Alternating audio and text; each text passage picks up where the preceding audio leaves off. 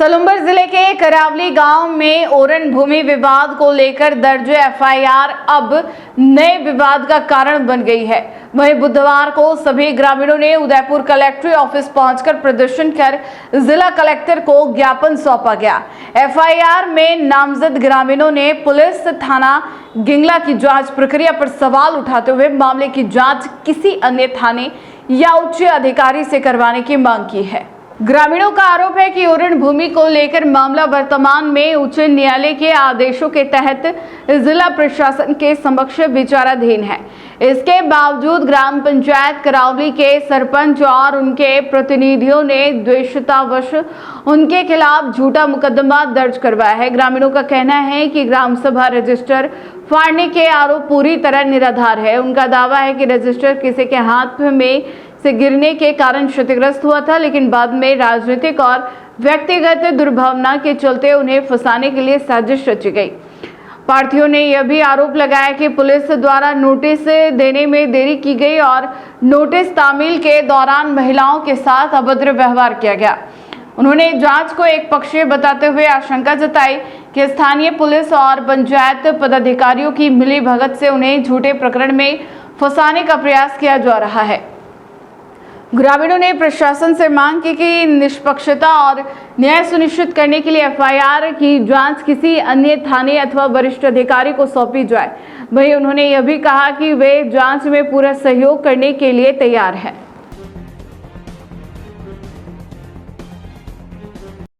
मेरा नाम गंगाराम पटेल है और मैं करावली का रहने वाला हूं और हमने आईजी साहब को ज्ञापन दिया है। इसमें आईजी साहब ने हमारे को आश्वासन दिया है कि हम अन्य थाने से इसकी जांच कराएंगे और थानाधिकारी के खिलाफ हम कार्रवाई करेंगे। यदि कि थानाधिकारी जो है 5 तारीख को किसी व्यक्ति ने हमारे नाम से परिवार दिया और उन्होंने परिवार दर्ज नहीं किया, सीधी एफआईआर काटी। एफआईआर 5 तारीख को काटी, 6 तारीख को उन्होंने 5 तारीख को परिवार दिया, 6 तारीख को एफआईआर काटी। 7 तारीख को पुलिस आशीष पाटीदार मुझे मेरे घर पे सुबह 5 बजे मेरे को गिरफ्तार करने के लिए आ गया। जबकि आशीष को मैंने बोला कि आप हमारे अनुसंधान करो, उसके बाद हमारे को गिरफ्तार करो। आप डायरेक्ट किस राजनीति कर रहे हो? उस थाने के अंदर हमने पूर्व में कई रिपोर्टें दी, मगर हमारे खिलाफ उन लोगों के खिलाफ कोई कार्रवाई नहीं हुई। क्यों? वहाँ पूरी की पूरी राजनीतिक चलती है और भ्रष्टाचार चलता है। बाकी किसी जनता का कोई वहाँ कार्य नहीं हो रहा है। उसमें अभी हम यही चाहते हैं, आईजी साहब को कहा हमने कि हमारे को इस थाने से किसी प्रकार की कोई कार्रवाई नहीं करवानी है। अन्य थाने से, अन्य उच्च अधिकारी से हमारे को इसकी कार्रवाई करानी है। हेमा जी डांगी करावली मामला है। हमारे कोई व्यक्तिगत अज्ञात व्यक्ति हमारी खातेदारी भूमि में गाड़ दिया है। उसके वजह से अभी 2 महीने से हमारे को पुलिस परेशान करती है। पुलिस प्रशासन ने खड़ा रह के गड़वाया है और समाधि बना ली है। उसको गिराने का प्रयास एसपी साहब को रिपोर्ट दी है और फिर वहाँ से हम यहाँ पे भी आए हैं आईजी को रिपोर्ट देने के लिए। हाई कोर्ट का जो आदेश है दे रखा है, अच्छे का मैंने उस जमीन के और गिराने का भी आदेश किया हुआ है। फिर ये प्रशासन हमारा कार्रवाई नहीं कर रहे हैं। फिर मैंने एक आईटीआई लगाई थी, उस आईटीआई के बदले से इस प्रशासन ने हमारे को 5 तारीख को ग्राम सभा रखी।